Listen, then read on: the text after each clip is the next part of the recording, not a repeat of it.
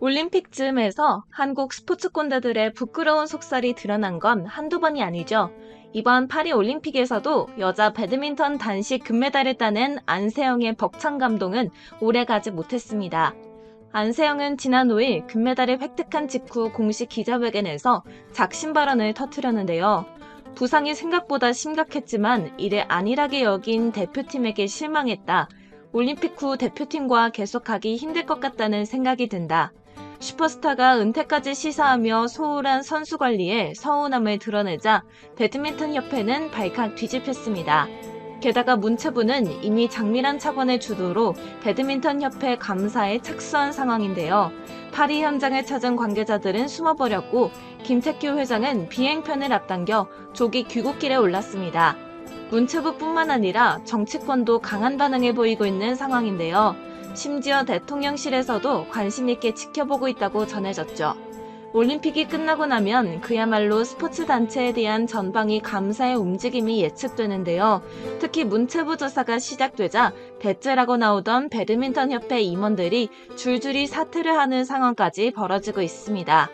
그동안 배드민턴 협회 측은 작심 발언을 한 안세영을 두고 A4 용지 10장 분량의 해명 자료를 내면서 조목조목 반박을 해왔습니다.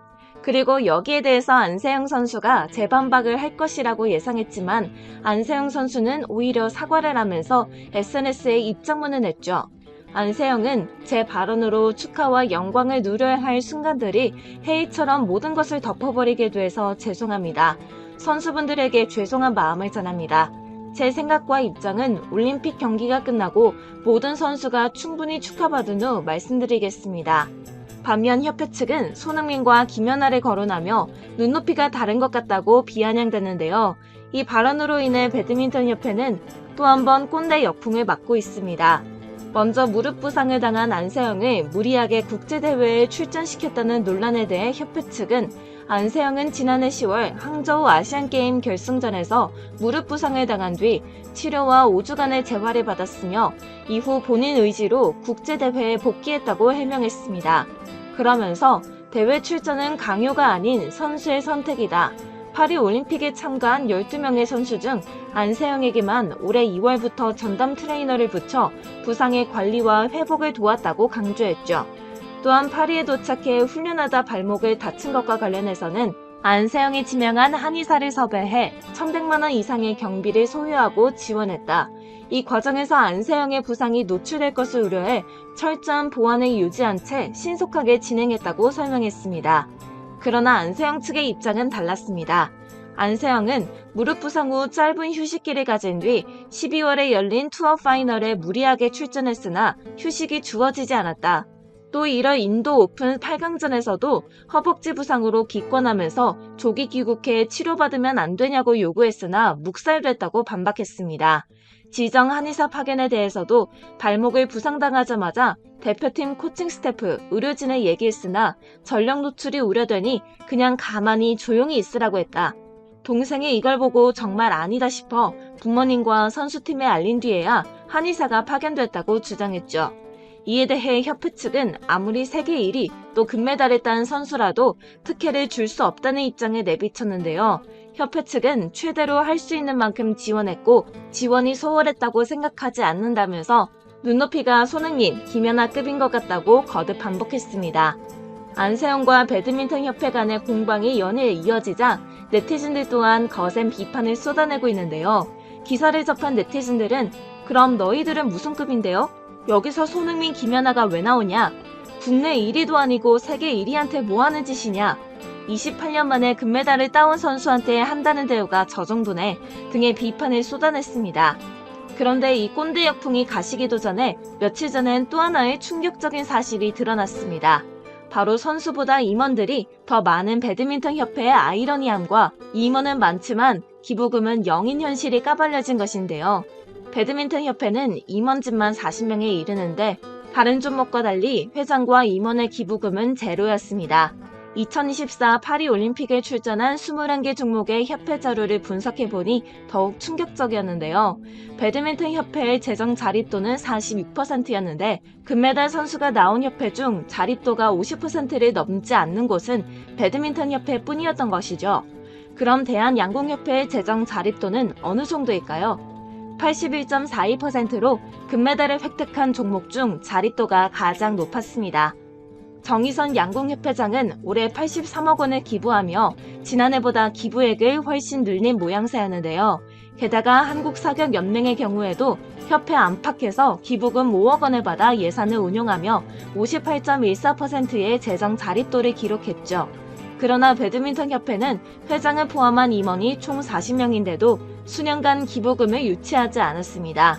체육계에서는 배드민턴협회의 대규모 임원진뿐만 아니라 아무도 협회에 기부금을 내지 않았다는 것이 이례적이라고 입을 모아 얘기하고 있죠. 물론 임원진이 기부금을 내는 것은 의무가 아니지만 안세영과 같은 세계적인 선수를 지원하고 후속 양성을 위해서는 협회의 재정 확보 노력을 강화해야 한다는 게 스포츠 업계 측의 입장인데요. 안세영은 배드민턴협회를 향해 7년을 참았다면서 내 원동력은 분노라고까지 얘기했습니다. 그녀의 분노는 선수 보호는 뒷전인 협회에 대한 실망에서 시작된 것이었고, 선수 보호는 뒷전인 협회 임원들은 선수를 앞세워 공짜 해외여행을 즐겨댔습니다. 실제로 2018년에 열린 중국 대회에서 선수 6명은 이코노미석을 타고 출전했는데 임원 8명은 2배로 비싼 비즈니스석으로 간 것이 밝혀졌죠.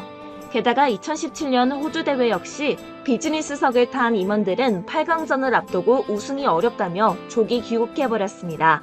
그러나 결과는 어땠을까요? 당시 대회에서 선수들은 우승을 차지했습니다. 대표팀 선발 등 행정도 문제가 많아 한 선수는 청와대 청원 게시판에 진실을 밝혀달라고 글을 올리는가 하면 선수들이 협회를 직접 고소하는 일도 벌어졌는데요.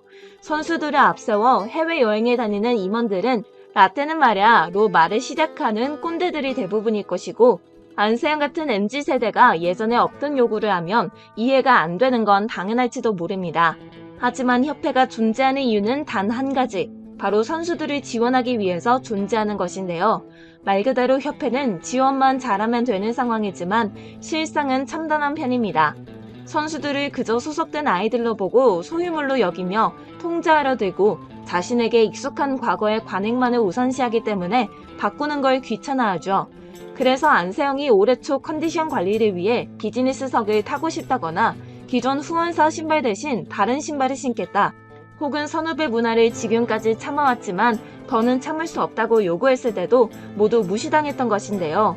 배드민턴협회가 안세영을 스탁병에 걸린 선수로 매장시키려고 하다가 역풍을 맞은 가운데 최근 안세영은 제 발언으로 인해 축하와 영광을 마음껏 누려야 할 순간들이 해이처럼 모든 것을 덮어버리게 됐다며, 제 생각과 입장은 올림픽 경기가 끝나고 모든 선수가 충분히 축하받은 후 말씀드리겠다고 전한 바 있습니다.